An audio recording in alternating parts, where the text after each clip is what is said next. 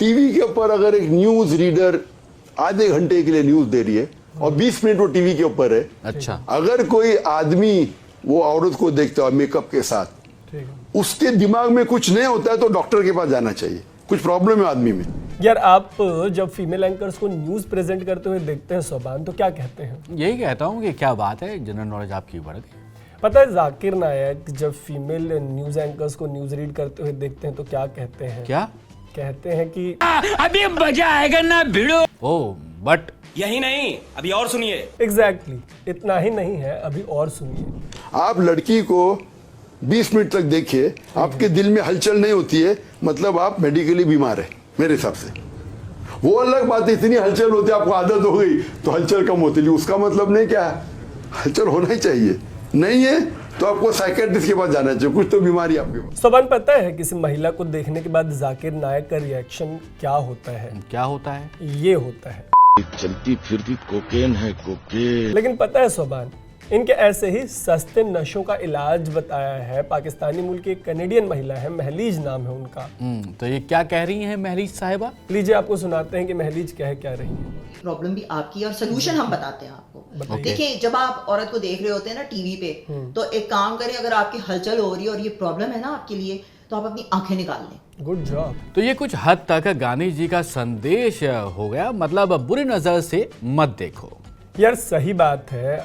वैसे आगे क्या कह रही है महलीज? और फिर भी अगर आप फिर बैठे हैं वहां पर और आपके कानों में वो सुरीली आवाजें जा रही हैं ना औरत की, और आपकी हलचल होनी शुरू हो जाती है, प्रॉब्लम हो रही है, तो मैं कहती हूँ आप अपने कान के पर्दे फाड़ लें। यार वैसे तो हल्के से सेल्फ इन्फ्लिक्टेड वायलेंस की आंच पर यह भुना हुआ है, लेकिन अभी भी गांधी जी का ही संदेश जारी है कि सुन के मन में कोई हलचल हो रही है तो कान के पर्दे फाड़ लो, बट सुन के कोई जो गलत मतलब है वो मत निकालो।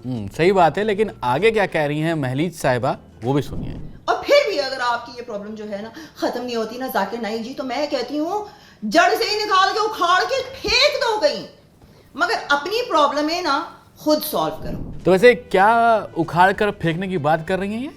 आई थिंक जाकिर के जहाँ पे हलचल हो रही है उसी को उखाड़ने की बात कह रही है। वैसे यार ये तो गांधी जी के रास्ते से भटक गई हैं, बट ये इतने गुस्से में क्यों हैं? आपको पता चलेगा, आगे सुनिए। ये हमारी प्रॉब्लम नहीं है। Exactly. तो हमको जो है अपने आप को कवर करके हम क्यों बैठे घर में, हम क्यों बंद बैठे हैं जब प्रॉब्लम आपकी है, राइट? बीमार बंदा घर पे रहता है, Exactly. ठीक है ना? जो दिमागी जहनी और मरीज होता है ना, उसको हम बांध के रखते हैं। यार सोबान, वैसे जाकिर नायक ने खुद को कवर करके रखने पे और घर में रहने के बारे में कुछ कहा है क्या? बिल्कुल, सुनिए क्या कहना है उनका।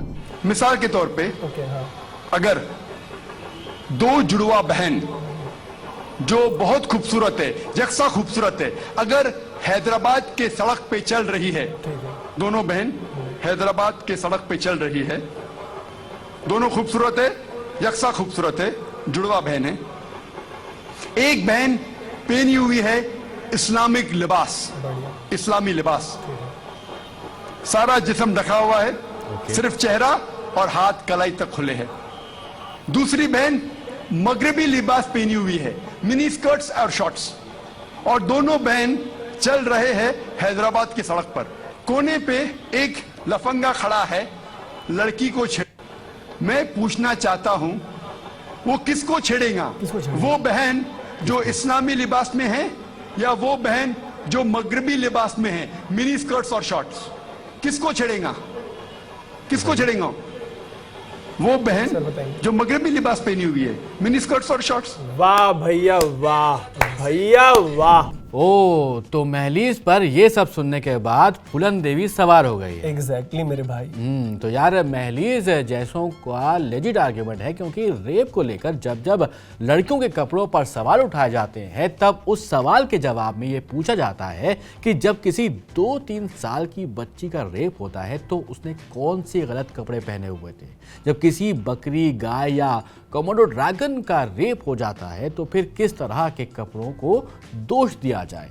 बट पाकिस्तान के दौरे पर गए जाकिर नायक ने रेप की सजा और माफी पर जो कहा है सोबान, उसको सुनने के बाद पता है आप क्या कहेंगे? ये कहेंगे, बंद करो हाथ जोड़ के। मैं ऐसा क्या कह दिया भाई साहब? लीजिए सुन लीजिए। If hypothetically you rape a girl and you murder her, and if the court of law in this world cannot prove, and then you truly repent, will Allah forgive you? And you say most probably Allah will forgive you, and you're right. Now coming to your second question, that is this not injustice to the girl who was raped and murdered? And I would say no. वाह वाह भैया वाह यार, इतने सब के बाद इनका कहना है कि अगर लड़की ने ठीक कपड़े नहीं पहने और उसका रेप हो जाता है, वीडियो में आगे कहा है, तो लड़की को दोष दिया जाना चाहिए, न कि रेपिस्ट को।